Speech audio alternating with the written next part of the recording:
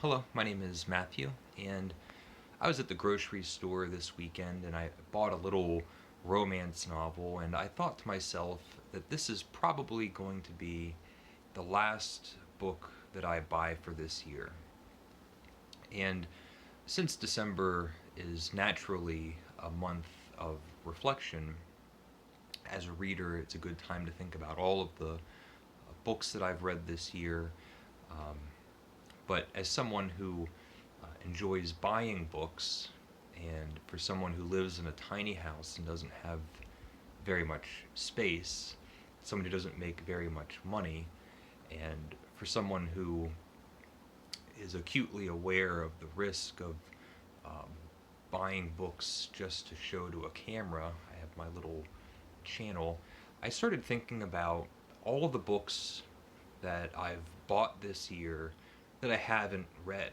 And I started pulling books off my shelves and looking around and really examining, making sure I was not missing anything. And I accumulated a depressing, a depressingly large pile of books. And there's quite a few that are really solid purchases. I'm glad that I have them. Books that I know for a very long time I would want to keep on my shelves, even if I haven't read them this year, or may even take some time to get to. But there's also quite a few that were either self-indulgent purchases, or obviously impulsive purchases, or just a bad decision, a book I shouldn't have bought. But the overall effect is that uh, it's such a visual to see this pile that it's a good reminder for me to really think about the books that I am buying to have physical copies, and books that I want to have, um, especially since through the course of this year I've also started to really prefer uh, reading ebooks. So I'm just going to show a bunch of books, and I did divide them up into some categories, and I will show the last purchase of the year. I haven't read it. Is what's it called again? When a Rogue Meets His Match by Elizabeth Hoyt. And this is my planned first book of 2021, so I don't feel bad about this at all. Another book that I don't feel bad about is the Spanish edition of Winnie the Pooh, and it's Winnie the Pooh. It's a great Spanish edition. I'm still working on my Spanish.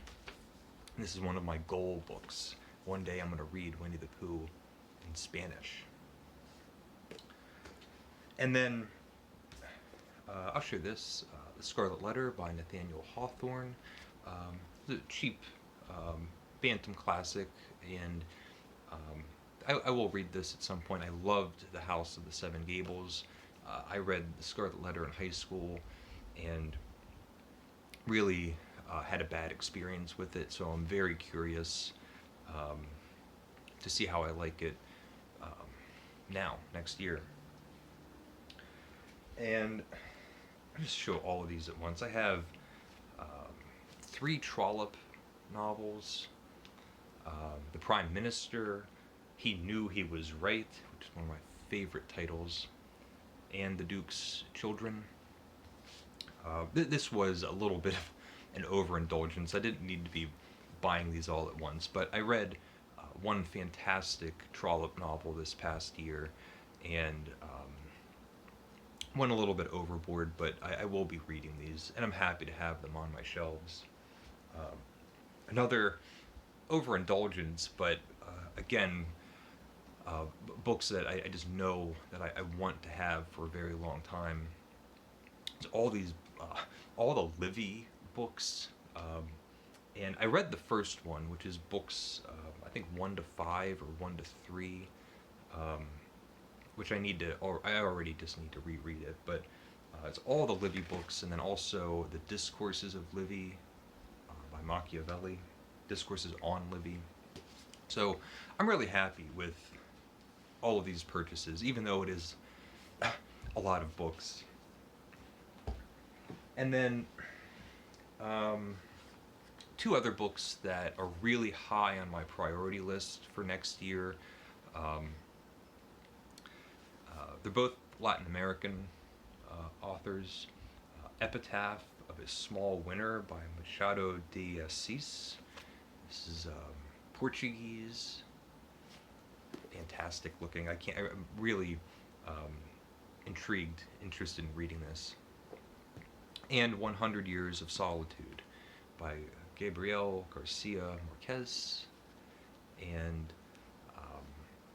I would really like to read this in January. This is very high up on my priority list, so probably after I read my romance, I'll be getting into 100 Years of Solitude.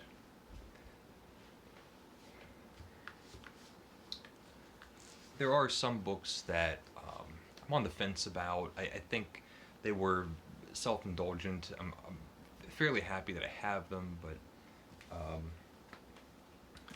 have this really great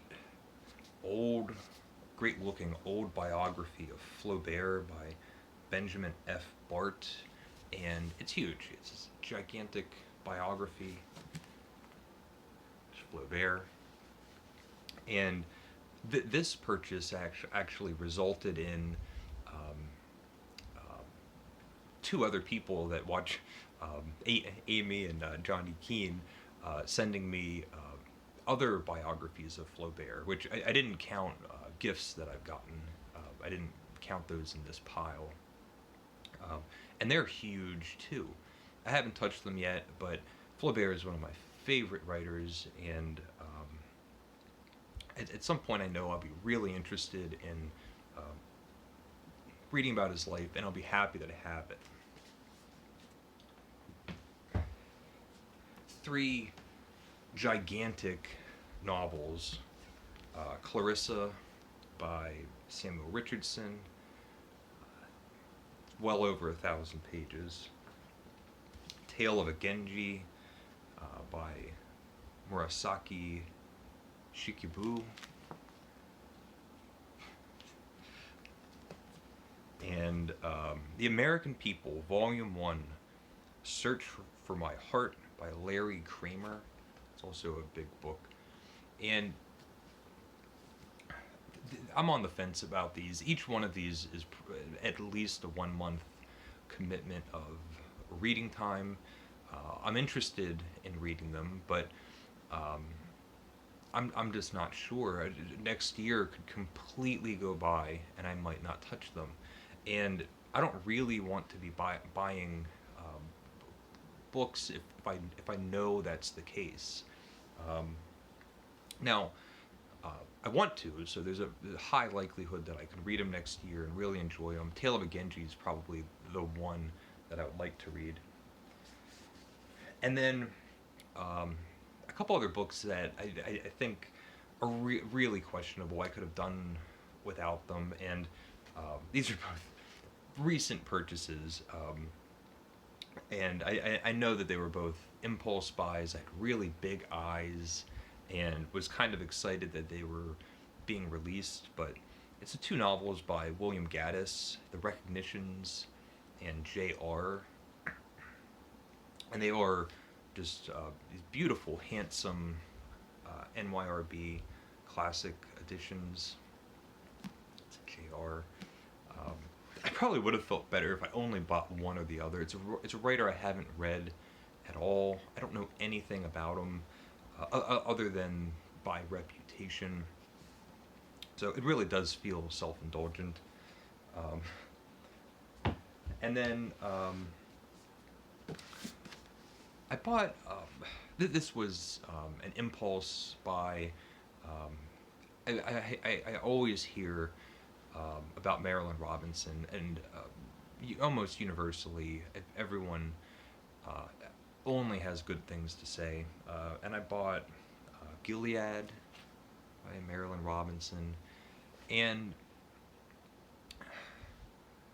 the thing is, could have just as easily bought this as an ebook if I wanted to read it. I could have gotten it out of the library. I had other options, and as soon as it sat on my shelf, I completely stopped thinking about it. It never went on any sort of list. I'm still not even planning on reading it.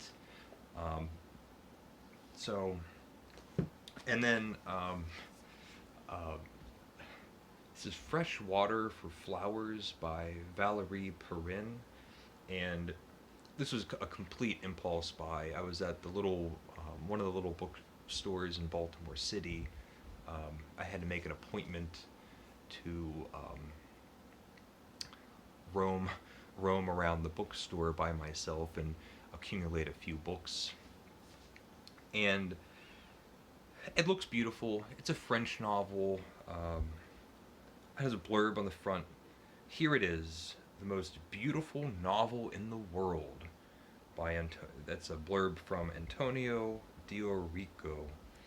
Um, and I still don't know anything about it. I have no interest in reading it. This is probably the most. This is probably the best example of a totally unnecessary book purchase.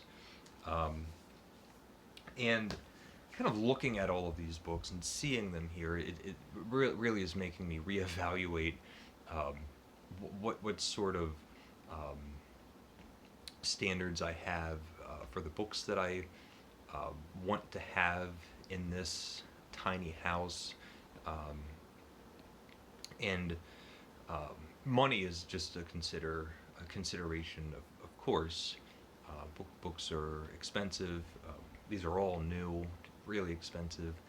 Um, but also, um, every time I'm looking for a book, I'm constantly seeing if there's an ebook available that I could read it with, that I could read the book through.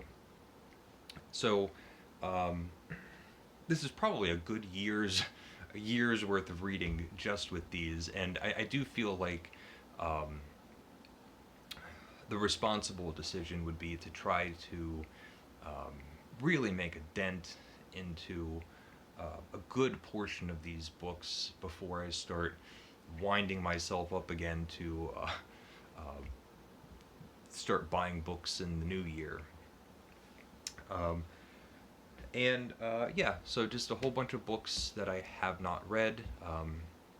Let me know if um, any of these that you loved and think that I really should be reading, and I can reevaluate what I'm planning on reading in the new year.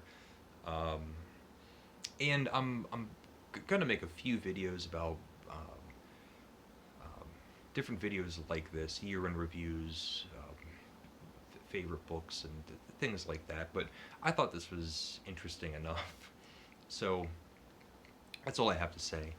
Um, Leave a comment if you would like, and thank you for watching, and take care.